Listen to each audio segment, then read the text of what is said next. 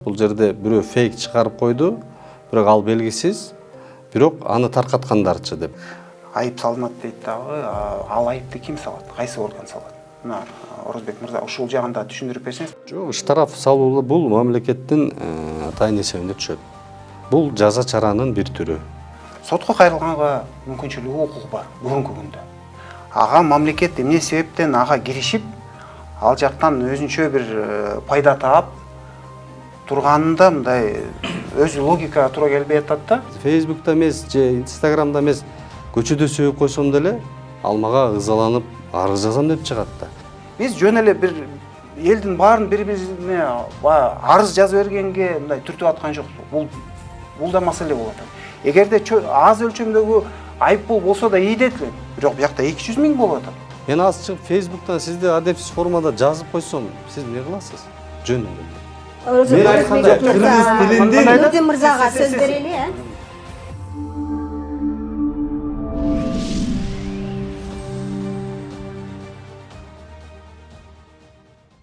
Кыргыз өкмөтү медиа каражаттарында, интернет булактарында жалган маалымат тараткандарды жазалоо боюнча кезектеги мыйзам долбоорун сунуштады. Биз ушул мыйзам долбооруна ылайык фейк маалымат кантип аныкталат? Биз бүгүн ушул теманын айланасында сөз кылабыз. Саламатсыздарбы? Биздин студиябызда конокто юстиция министринин орун басары Орозбек Сыдыков менен журналисттер коомдук бирикмесинин төрагасы Нурдин Дүйшөнбеков болмокчу. Саламатсыздарбы? Кош келдиңиздер биздин студиябызга.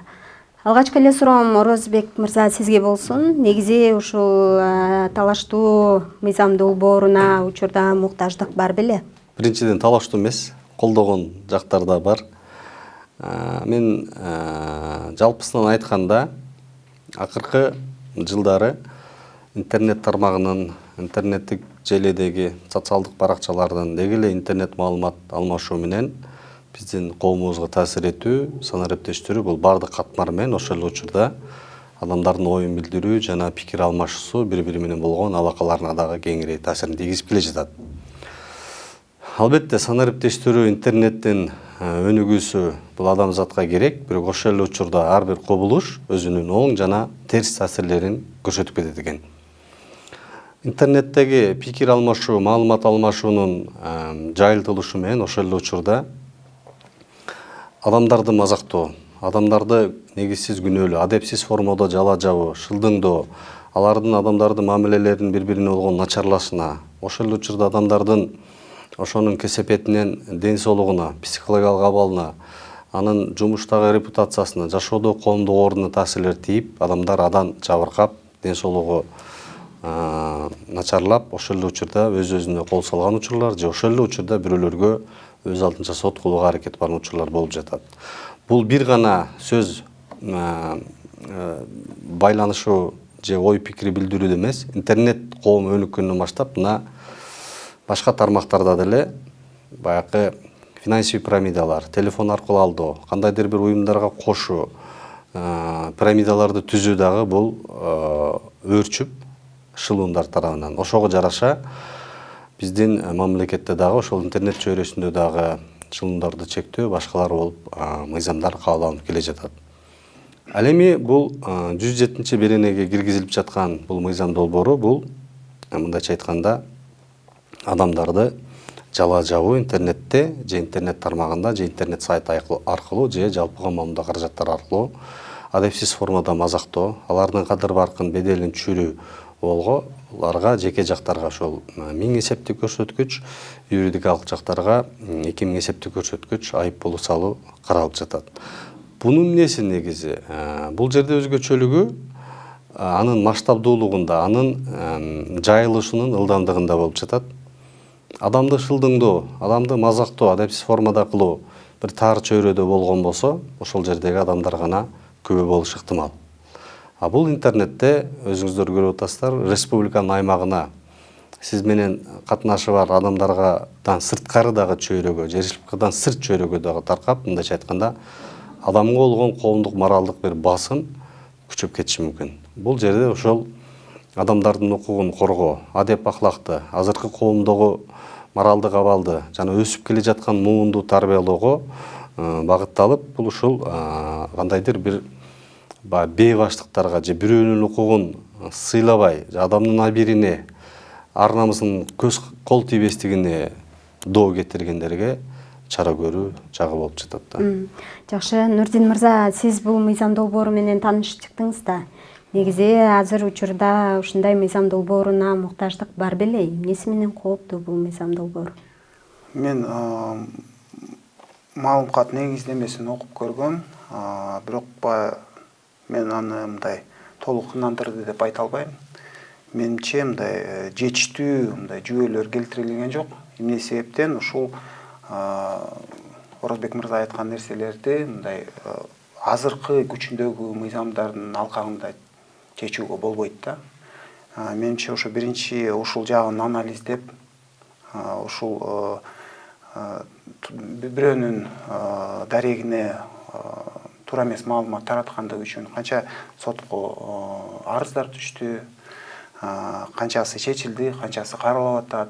Анан ошонун негизинде биринчи ошону жарыялап, ачык мындай статистика бар экен деп ошол негиздеш үчүн ушундай бир ишти жүргүзүш керек болчу деп эсептейм. Бул биринчиден.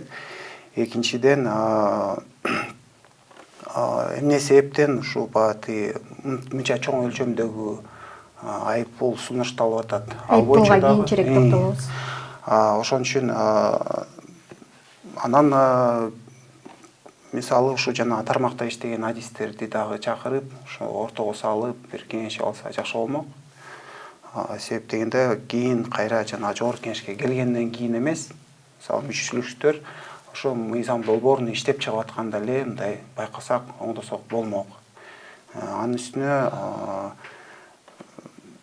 ARV деген бир методика бар. Аны дагы менимче өткөрсө ашыктык кылбайт болчу. Бул мыйзам долбоорун себеп дегенде биякта жеке жакта, физикалык жактар эле эмес, юридикалык жактар жөнүндө да кеп болуп атат. Ошон үчүн ушул нерселерди кылса туура болмок деп эсептейм. Жакшы, Оразбек мырза, ушул мыйзам долбооруна ылайык интернеттеги фейк маалыматтар кантип аныкталат? Бул жерде биринчиден адамдын арызынын негизинде укук бузуулар боюнча иш козголот. Биринчи адам берсе, азыр айтып атпай бирөө жазып койсо эле аны алып барып штраф салат экен депчи. Жок. Кээ бир адамдар аны кабыл албашы мүмкүн. Ал эми кээ бирлерге тең тийиши мүмкүн. Кээ бирлер аны саясий ишмердүүлүгүнө байланыштырып, баягы көңүл бурбай коюшу мүмкүн. Бирок арыз түшкөн учурларда азыр бул жерде фейк маалымат деле эмес, бир ошол жарыялаган тараптарда да атайын эми маалыматты анализдөө башка маалымат жана маданият министрлигинин алдындагы өзүнүн ыйгармуктары бар. Анткени бул жерде маалымат жана маданият министрлиги болот. Ошолор анализдеп жүргүзүп көрүшөт. Эми өткөндө дагы суроолор болуп атат. Бул жерде бирөө фейк чыгарып койду, бирок ал белгисиз, бирок аны таркаткандарчы деп. Бул жерде ошол таркатуу жөнүндө дагы болуп жатат. Эми кандай болгон учурда дагы административдик иштин алкагында ал жазылган адамдын ошол страницадагы эми бул жерде жалаң эле бир эле страница жөнүндө эмес да, бул жерде жалпы маалымат каражатынын атынан чыгышы мүмкүн, редакциясынан, же бир башка интернет колдонуучу медиа бир сайттан чыгышы мүмкүн. Же бир ошол сиз айткандай фейк болсо дагы ошол атайын административдик иштин жанагы алып жүргүзүү негиздери боюнча тийиштүү ыйгармуктар органдардын корутунду жооптору керек болсо, алар кайрылып, анализ жүргүзүшөт. Бул боюнча өзүнчө адистер иш алып барат да. А эгерде арыз менен кайрылбаса, анда эч кандай болбойт. Кайрылбаса болбойт. Бул кайрылуу учурунда гана. Комментарийлергечи жазылган. Бул мыйзамдын долбоорун карасаңыз, интернет тармагында, интернет тармак сайтынын баракчасында камтылган жала-жабы. Эми бирөө интернетке жазып турган комментарийне кирип жаза берсе дагы бул интернеттин тармагы болуп атат да. Комментарийде деле окушат адамдар. Бул жерде дагы айтыш керек, эң кымбатайым, адамдын ой пикирин, көз карашын билдирүү менен бирөөгө жала жабуу, мазактоонун айырмасы бар да. Эгер жөн эле бирөө ой пикирин, көз карашын билдирсе, ал башка нерсе. Адамды бул жерде мыйзамда жазылгандай, анын ар намысына тийип, кадыр баркын беделине шек келтирип, адепсиз формада кемсинтүү учурларда анан атайын эксперттер дагы ошол маалыматта жазылганда ошондой негиздер, ошонун сүртүмдөрү барбы экенин дагы корутундун негизде тастыкташат. Жакшы, Нурдин мырза, негизи ошо башка нормалардан бул мыйзам эмнеси менен айырмаланат? Анан мисалы негизи бир маданият министрлигине жаза чегерүү укугун берүү канчалык туура? Ошол маселенин мындай маңызы эмнеде? Ушул жана кандай тартипте чечилет булчу? Мисалы жана айып салынат дейт дагы, ал айыпты ким салат? Кайсы орган салат? Орозбек мырза, ушул жагында түшүндүрүп берсеңиз, процедурасын жана көрүүчүлөргө да түшүнүктүү болсун. Биз өзүбүзчө эле бири-бирибизди түшүнүп эле эмес, көрүүчүлөр да түшүнүш керек. Процедурасын айтып берсеңиз, 100 миң сомду, 200 миң сомду ким жана кандай тартипте айып салат? Жеке жактарга 100 миң сом, юридикалык жактарга 200 миң сом айып салынат. Укук бузуулар кодексинде айып пул салуучу мамлекеттик органдар жана муниципалдык органдар бар. Бүгүнкү күндө бир эле маданият министрлиги эмес, жада калса мэриялар, айыл өкмөттөр, ички иштер министрлиги, ошол эле учурда юстиция министрлиги, ветеринария, фитосанитария, таможня, улуттук коопсуздук, архив чөйрөсүндө бардык мамлекеттердин айып пул салуу атайын өздөрүнүн беренесинде бар. Ал эми маданият жана маалымат министрлигине бүгүн эле кирип калып аткан жок. Маданият жана маалымат министрлиги бүгүнкү күндө 73-406-407 беренелер боюнча да айып пул салып келет. Бул ошол баягы теле берүүлөр жана башка өздөрүнө булга ошол кошумча гана функция болуп атат. Бул маданият маалымат министрлигине арыз келип түшкөндөн кийин ошону анализдеп жүргүзүп тийиштүү эксперттердин корутундусун алгандан кийин ошол протоколдун негизде жеке жак болобу, юридикалык жак болобу айып пул салып берет. Дагы бир нерсе, ал административдик органдын чечимине макул болбогон тараптар сотко кайрылууга толук укуктуу. Ал маданият жана маалымат министрлигинин чечимин туура эмес деп, аны мындай сотко каратып, кайра каратууга дагы укуктуу болот. Мындайча айтканда, адамдардын сотко кайрылуудагы чеги жок. Айып пул салынат деп атпайсызбы? Ошол салынган айып пул, мисалы 100 миң сом өлчөмүндөгү арыз берген адамга берилеби же маданият министрлигине? Жок, штраф салуу бул мамлекеттин атайын эсебинде түшөт. Бул жаза чаранын бир түрү, айып пул салуу. Анда ошол арыз менен кайрылган адамдын укугу кантип корголуп атат? Биринчиден, адам укук бузган адам жаза чараны алып атат айып пул менен. Бирок экинчи тарабы дагы бар, туура айтып атасыз. Эгер кайрылган тарап айып пул алды, ал жазасын алды, бирок ал өзү гана ошону келтирсе, менин мисалы ушунун кесепетинен деп, мисалы жубайлар ажырашып кетиши мүмкүн, туурабы? Бир кандайдыр бир бизнестер ушунун кесепетинен ак ниетсиз атаандаштыктын негизде бизнес жабыркап калышы мүмкүн. Туурабы, кымбаттайым? Бирөөнү жиберип коюп бул мындай деп. Анда Жарандык кодекстин 18 беренесине ылайык сотко кайрылып, моралдык жана материалдык чыгымдын ордун ал өзүнчө өндүрүп алууга укуктуу. Бул жаза чара эмес, ал ошонун келтирген моралдык жана чыгымды өндүрүп алуу. Мына көрдүңүздөрбү, бул жерде мындай Орозбек мырза өзү айткандай, мындай эки башка жол кетип атат да. Мисалы, кимдир бирөө мына мени мазактады, мени каралады, жаман көрсөттү десе, сотко кайрылганга мүмкүнчүлүгү, укугу бар бүгүнкү күндө. Ага мамлекет эмне себептен ага киришип, ал жактан өзүнчө бир пайда таап турганында мындай өз логика туура келбей атат да. Бул жерде мамлекет жабыркаган жок. Өзү мисалы жанагы мен жөнүндө туура эмес маалымат таратты, мени уят кылды деген жараныбыз өзү кайрылып, өзү өндүрүп алса болот. Анын жолун эч ким мындай жокко чыгарган жок. Мына бүгүнкү күндө колдоном деген иши колдоно берет. Бул мамлекетке кандай тиешеси бар? Ошол мыйзамдарга токтолуп кетсеңиз, ошол нормаларга. Ал Жарандык кодекстин негизинде, мисалы, кайсы беренес? Сотко кайрылып туруп, мен азыр жатка биле айта албайм. Бул практик юристтерден сураса болот, ушу Жарандык кодекс менен сотко катышып жүргөн. Анан андай мүмкүнчүлүк бар, сотко кайрылат дагы, анан ошол өзүнө тиешелүү эмесин далилдерин келтирет. Анан бул баягы эмне үчүн сот деп атабыз? Сот деген эмне үчүн түзүлгөн? Бул талаштарды чече турган орган да, атайы.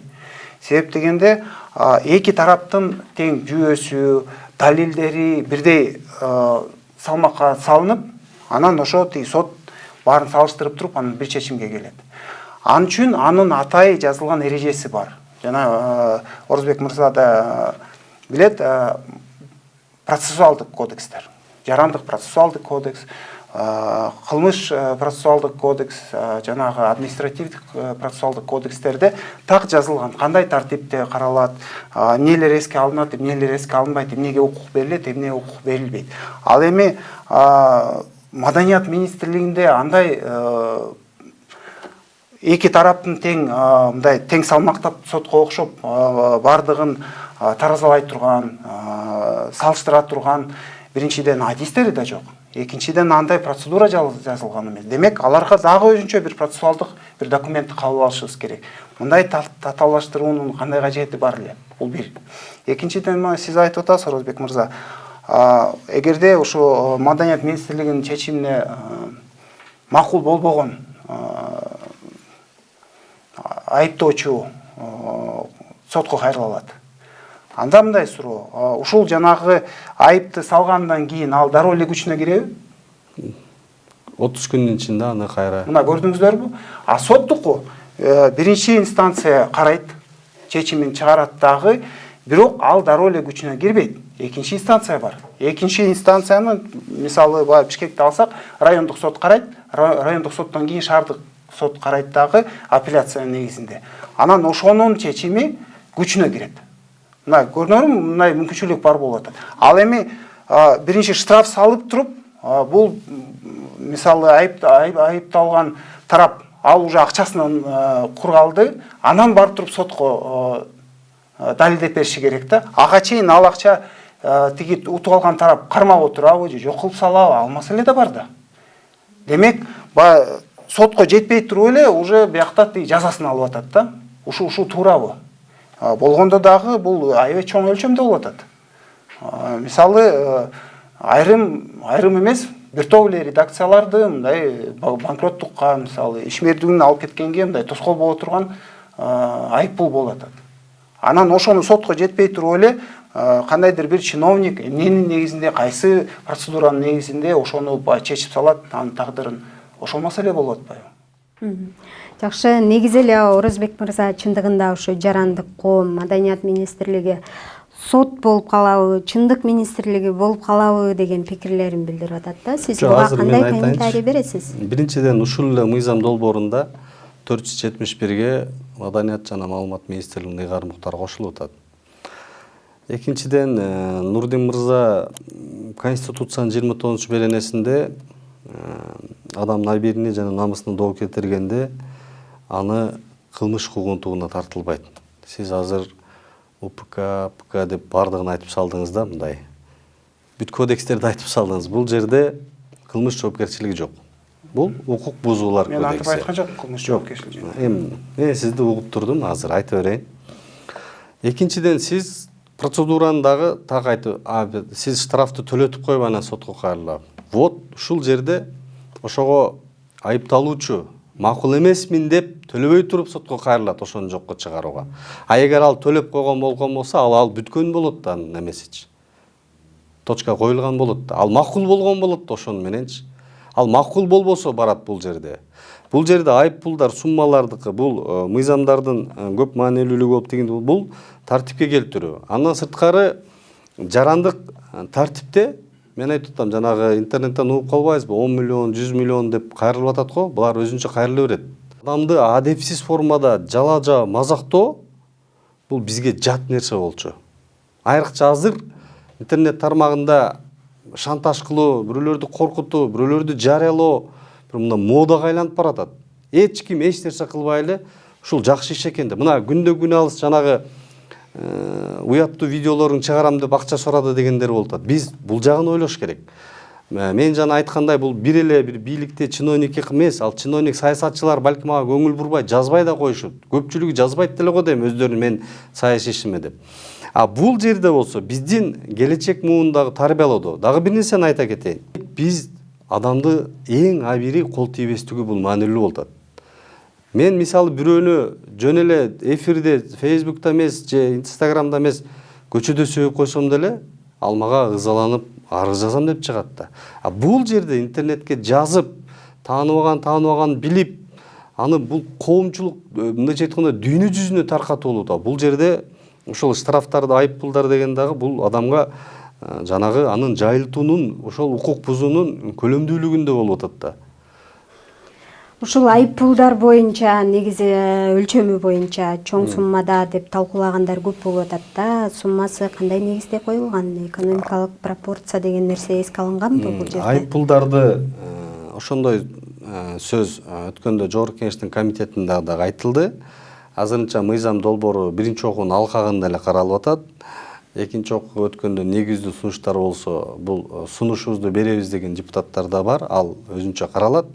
Бирок бул айып пулдун ошол коюлгандыгы мен жанагындай эле айткандай, мына азыр ушул жерде отуруп, могу камералар өчүк болуп, биз бири-бирибиз менен урушуп, адепсиз формада сүйлөшсөк же сөгүнүп, ушул төртөөбүз эле угабыз да. Ал жердин масштабдуулугу, анын көлөмдүү жайылышы, анын аудиториясынын чеги жоктугунда болуп атпайбы кымбат? Сизди тааныбаган адамдар дагы сизге болгон адепсиз, шылдың абийириңизге жана ар намысыңызга кол тийгиздигине доо кетирген материалды көрүү болуп атат. Бул көлөмдүү болуп атат. Бул жерде ошонусунда мандем бар да. Негизи идея туура эле. Аны баарыбыз түшүнүп атабыз. Баягы тартипке салыш керек, аябай көбөйүп кетти, комментарийлер, боттор, түр-түрү чыкты. Маселе жок. Бирок бул жерде башка нерсе болуп атпайбы? Мисалы, сиз өзүнчө ой жүгүртөсүз. Сиздин көз карашыңыз башка, меники башка. Мен айткан сөзүмдү сиз туура эмес көрүп, Маданият министрлигине жазып койдуңар. Алар болсо сиз менен макул болуп, Орозбек мырза туура айтып атыптыр деп чыгарып салат. Эмне үчүн биз мамлекет, ар бир мамлекетте ушундай талаштуу нерселерди сот аркылуу чечилет.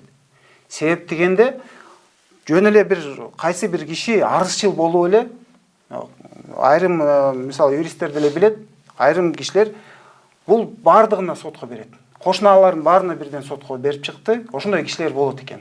Бирок аларды ошондой жөнү жок эле кайрылып бербеш үчүн эмне каралган? Сот бийлигинде биринчиден процедурасы бар. Экинчиси жанагы тартиби бар. Кайсы документтердин негизинде кабыл алынат, анан мамлекеттик пошлинаны төлөйт. Демек ал мындай бирөөгө арызданардын алдында өзү ойлонуп алат. Анткени бул деле финансылык жоопкерчилик кандайдыр бир деңгээлде. Анан утулуп калса, ал тескерисинче ал төлөмөр болуп калышы мүмкүн. Анан бул жерде болсо анын баары жок дагы биз жөн эле бир элдин баарын бири-бирине арыз жазып бергенге мындай түртүп аткан жокпуз. Бул да маселе болуп атат. Эгерде аз өлчөмдөгү айып пул болсо да ийдет элем. Бирок биякта 200 миң болуп атат. 200 миң бул оңой акча эмес Кыргызстан үчүн. Ошону кандай негизде негизи бул сан каяктан чыкты? Ким өлчөдү? Эмне негизинде кандай бир финансылык расчет болду же жөн эле тегеректеп эле 100 миң, 200 миң болсун деп бирөө болжолдоп коюп койду. Ушул жагы да болуп атат. Анан кошумчалай кетчү нерсе, мисалы Кыргызстандагы орточо айлыктарды карасак, же бул жөн эле бирөө нерсе менен сен ошол өндүрүп алып туруп 1 жыл жашай тургандай бир акчаны алып алышың керекпи? Ал адам албайт. Жок, тем более ал адам албайт. Айтмакчы, туура айттыңыз. Бул мамлекет пайда көрүп атат да бул жерден. Ошо баягы ошо жабыркаган киши эмес, тескерисинче мамлекет бул жерде мындай бирдеке пайда таап атат да. Бул өзүң айтып атасың, туура штраф бар. Мисалы кылмыш кодексинде бар. Бирок бул кылмыш үчүн. Анткени ал оор деген. А бул жерде жөнөкөй эле эмеден мисалы мамлекет ошол жака киришип 200 миң сомду таап атканы бул деле кандай деңгээлде мындай логикага жана мындай эмеге туура келет. Бул укук бузуу, мыйзам бузуу жана күнөөлүү жоосун да. Укук бузуулар жөнүндө кодекси 21-жылы кабыл алынганда эле минималдуу жана максималдуу штрафтар жазылган. Бул кодекс бүгүн жаңы кабыл алынып аткан жок да. Бул ошонун чегинде укук бузуу күнөөлүү жоосундун көлөмүн эске алуу менен. Бирок дагы бир нерсе, мен жана кымбат айымга айткандай, бул депутаттар сунушунун алкагында айыппулдардын өлчөмү кайра каралышы мүмкүн. Бирок мазмуну сиз айткандай жана арызчыл деген бул жердин өзгөчөлүгү ал ошол интернет тармагына, жалпы коомдук каражатына, ошол социалдык баракча аркылуу жазган, ошонун шилтемеси, жанын искиринделген сүрөтү, анын көргөнү, мунун баары далилденет. Бирөө эле отуруп туруп эле менин кошуналарым мени мазактады деп жаза берсе, Нурдин мырза, ал жерде дагы мына 2015-жылдан бери бизде административдик жол жоболордун негиздери мыйзам кирип, бул процедураларда деле ошол орган тийиштүү маалыматтарды, корутунду эксперттерди алып, кошумча маалыматтар суроого укуктуу болуп атат. Бул жерден аны суратып алып, изилдеп, тариздеп жүргүзөт. Анан ал жерге ар бир адам, мен жана айткандай, сын пикир, көз караш менен мазактоо, жала жабуун айырмасы бар да. Бул адамдын сын пикир, адамдын кылып аткан иши боюнча, кандайдыр бир анын бир позициясы боюнча ой пикирин билдириш мүмкүн, же көз карашын. Муну мындай кылсаңар, менин оюмча жакшы болмок деген. Сиз азыр өзүңүздүн көз карашыңызды билдирдиңиз айыппул боюнча. Муну мындай кылсаңар болмок, мындай деп, сиз булдун сиздин көз караш. Бул үчүн эч нерсе тартылбайт. Адеми жала жабып, атайын жалган маалыматтар таркатып, анын кадыр баркы, намыс, беделине шек келтирсеңиз, сиз азыр могу бир катмарды эле ойлоп атасыз да. Жок, мына айылдарда жашы жете элек, секелек, жеткинчек балдар психологиялык жактан калыптана элек, өзүн өзү кол салууга баратат, үй бүлөлөрү ажырашып кетип атат, тиктокко чыгарып мондой деп айтты дейт, баланча бул мындай деди деп, тигиндей деди деп. Сөз бул адамдын эң чоң жоопкерчилиги. Ошон үчүн кыргыздар айтат да, сөз айтылганга чейин сенин кулуң, айтылгандан кийин сен анын кулусуң. Сөз бул жоопкерчилик. Орозбек мырза, ушул өткөндө Жогорку Кеңеште комитетте ушул маселе каралып атканда депутат Элдар Абакиров жакшы суроо берди да. Негизи ушул мисалы азыр ушул жалган маалымат болуп айыппул төлөсө, ал 1 жылдан кийин же жарым жылдан кийин чын маалымат болуп калса кандай болот деген суроону берди да. Мен ушул суроону сизге узаткым келип атат. Бул жерде жалган маалымат жөнүндө эмес, бул жерде адамдын ар намысын жана кадыр баркысын адепсиз формада атайын кемсинтүү кетип атат. Сиз мисалы кадыр баркына шек келтирген маалыматты, мисалы ошол кадыр баркыма шек келтирген маалыматты жалган жаап атат менин үстүмөн деп сотко бердим да, мисалы. Анан ал маалымат 1,5 жылдан кийин, 1 жылдан кийин чын эле ошондой маалымат болуп чыгып атат да. Ал жалган жала эмес. Ошондо менин кадыр баркыма шек келген эмес болот да. Кандай болуп калат? Жок, жөн эле бир адамды адепсиз формада мазактап, аны сөгүп коюу бул өзү укук бузуу да. Анын азыр эми бул эфирде да биз бир кандайдыр бир сөздөрдү мисал келтирүү дагы ыңгайсыз, айтып атам. Анан жөн эле бир адам боюнча көз карасын эле жазып койсо, мен айткандай, ал жерде эксперттер деле чыгарат. Ал эми кийин сиз айткандай деле болуп, ал маалымат чын болуп калган болсо, ал сот жаңы жагдай болду деп сотко кайрылып жанынан жокко чыгарууга укуктуу. Сотко кайрылыш керек, сиздерге мисалы, мына укук бузуулар боюнча автоунаада айыппулдарды төлөп атпайбызбы? Туурабы? Төлөп атабыз. Балким ошол маалда автоунааңызды башка болуп керек болуп айыппул төлөп коюп, кийин сиз билип калып ал жерде сиздин укугуңуз жок экен болсо, сиз кайра кайрыла аласыз да сотко. Анан кайра сизге айыппулуңузду да кайтартып берет. Эгер ошол далил, бул бүгүнкү күнгө чейин уже жолго коюлган механизмдер бар. Жакшы. Нурдин мырза, негизи ушул мыйзам долбоору бир тараптуу иштеп, мисалы кайсы бир бийликтеги адамдын же чиновниктин кызыкчылыгы үчүн гана иштеп, цензурага алып келет дегенге мындай коркунуч барбы? Албетте бар. Мисалы мен бир мисал келтирип берейин. Мына жалган маалымат жөнүндө, жалган маалыматтан коргоо жөнүндө бир мыйзам кабыл алынган, бүгүнкү күндө да күчүндө. Ошону Жогорку Кеңеште каралып аткан учурда дал ушу азыркыдай стадиясында ошонун демилгечиси Гүлшат Асылбаева деген айым бул фейктерге каршы мыйзам деп. Ошо боюнча ушул күнгө чейин фейктерге каршы мыйзам деп аталып жүрөт. Мына сиз дагы жакшы айтып атасыз. Мына биз эмелерди, балдарды сакташыбыз керек. Дагы эле ушул сөздөрдүн баары айтылган. Ушул жерденчи. Мына биз кайра эле ошону кайталап атабыз. Эгерде чечилсе, ошондо эле чечилмек. Ошондо айткан троллдор жок болот, фейктер жок болот деди дагы. Мына ушул күнгө чейин канча фейк ушул мыйзам негизинде жоопкерчиликке тартылды. Мына сиз юстиция министринин орун басары катарында айтсаңыз, канча фейк мыйзамды кайсыл орган көзөмөлдөйт?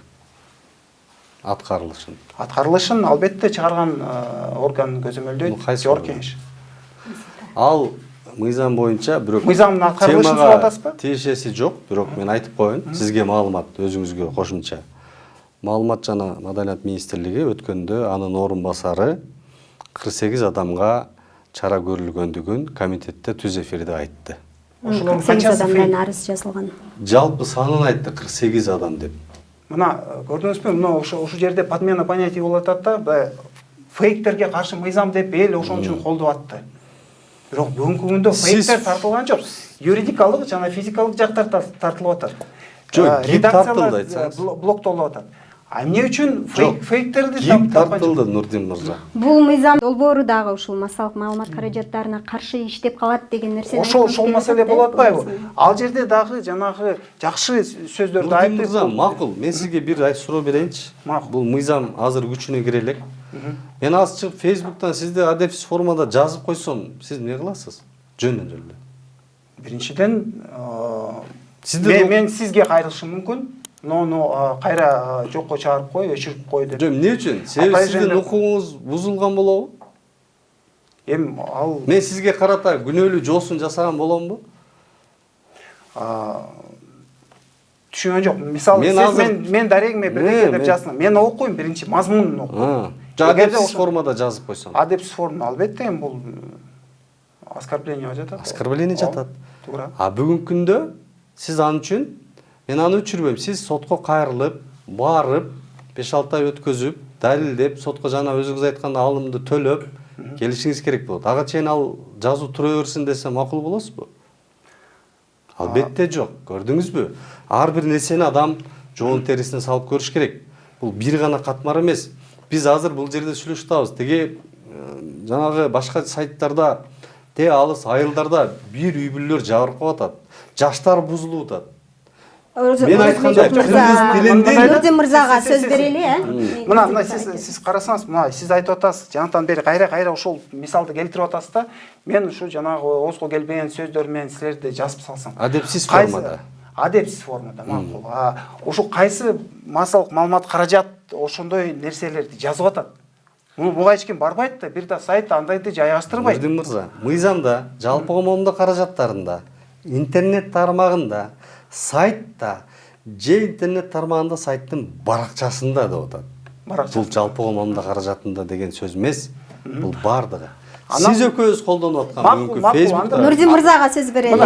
Көрдүңүзбү? Мына айтат. Кайра эле баягы фейктерге келип такалып атабыз. Жо, мен фейк эмесмин, мен өзүм жазсам. Жок, койсоңуз, сиз аны мындай теориялык түрдө айтып атасыз. Мен мыйзамга практикалык Сиз мага мисалы андай эмен жазган эмес, менче жазбайсыз да. Мен мисалга айтып атам, мыйзамдын мисалга, бирок мисалга мындай реалдуулукту карасак, тажрыйбадан алсак, муну анонимный фейктер жазат. Муну өзүнүн атын жашырган, ошону мисалы айтсаңыз, Маданият министрлигинин ошону таап ала турган кандай адистери бар, кандай кызматтары бар. Ал жерде же Маданият министрлигинин биз тергөө башкармалыгын ошо ачабызбы? Ошол жерде оперативдик бир кызмат пайда болобу? Жанагы фейктерди издеп таба турган. Ал жерде мисалы комментарийлерде башкача ат менен башка бир футболдун же тиги ырчынын сүрөтүн кое алып, ошонун атынан жазып атканын кантип табат? Ал жагындагы кимге айыппул саласыңар силер?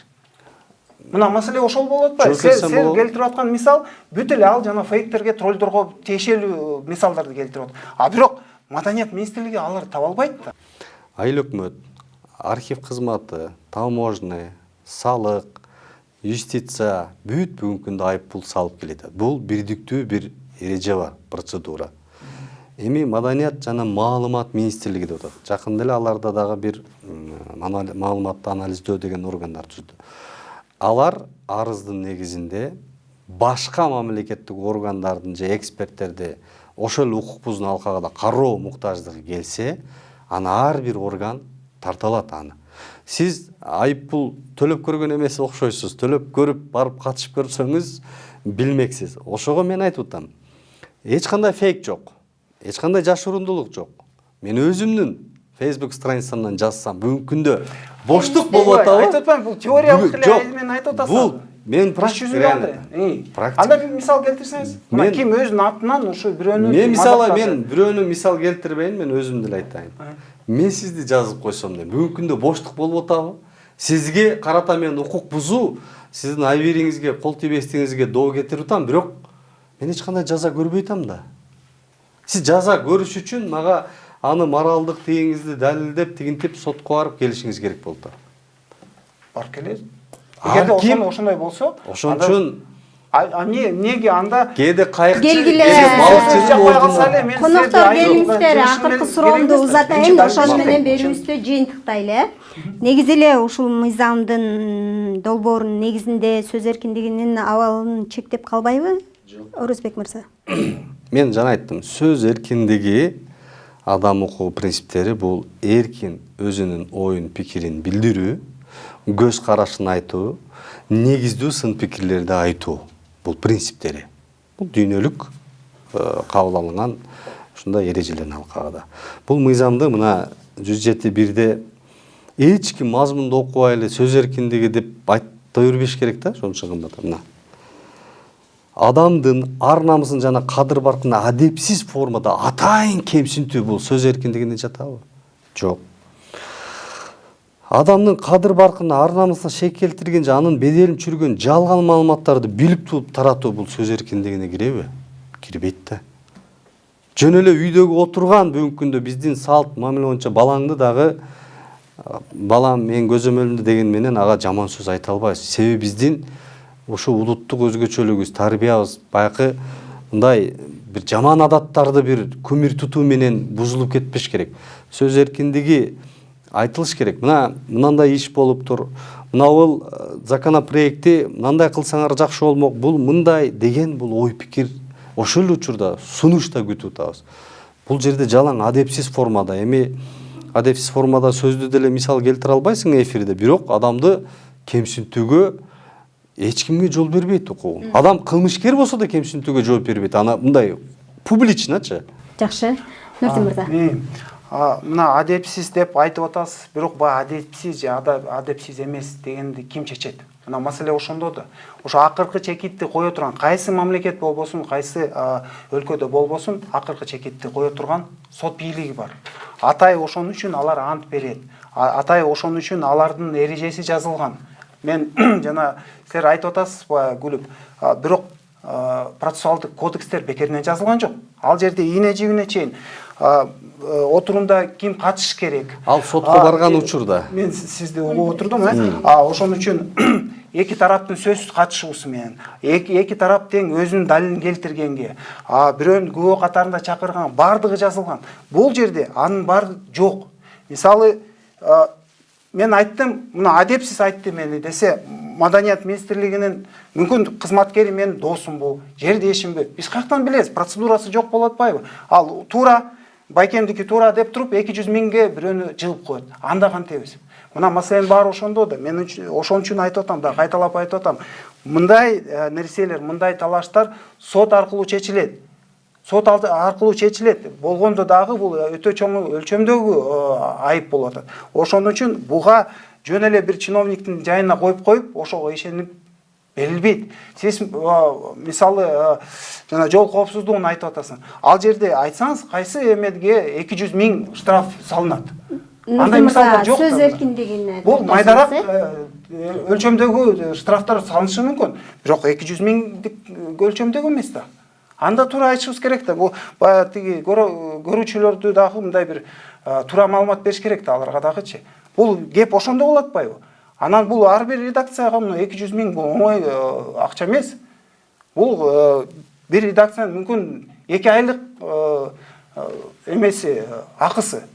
Анан ошондой мисалы штрафты чыгарып жиберсе, бир кайсы бир чиновник бирөөнүн өтүнүчү менен же башка нерсе менен анан кандай болуп калат? Анан сиз айткандай анан баягы соттун эмеси аны узакка эметет. А бирок айып пул уже салынып калды. Мына маселе. уруксатпы жок нерсе. Жакшы, акыркы сөз берейин. Нурдин мырза, калыстык үчүн 100 000, анан 200 000.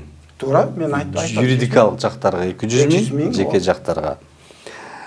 Экинчиден, кодекс бул коомдогу маанилүү мамилелерди системалуу түрдө жөнгө салган акт. Анын бул мыйзам кабыл алынып калса, атайын анын жобосу дагы мыйзам астында актылар менен кабыл алынат. Кандай козголот, кандай процедурада, канча адам комиссиялык түрдө карайт, кандай мөөнөттөрү, кандай билдирүү берилет, ал деталдуу түрдө жобо инструкциялар менен жазылат. Бул жалпыбыздагы практика. Демилгечи катарында силерде мындай божомол бар да.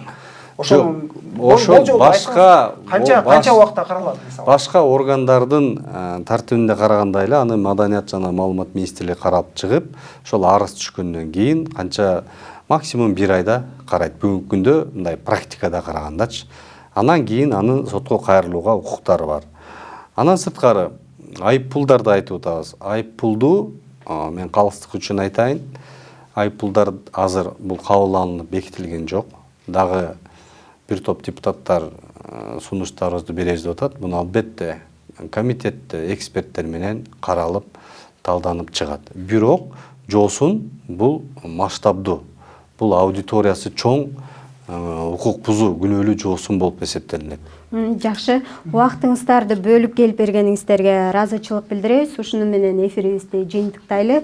Эфирде Политклиника медиасынын талкуу берүүсү болду. Аны мен Кымбат Турдубекова алып бардым. Политклиниканын YouTube каналына, Facebook баракчасына жазылууну унутпаңыздар. Сак саламатта туруңуздар.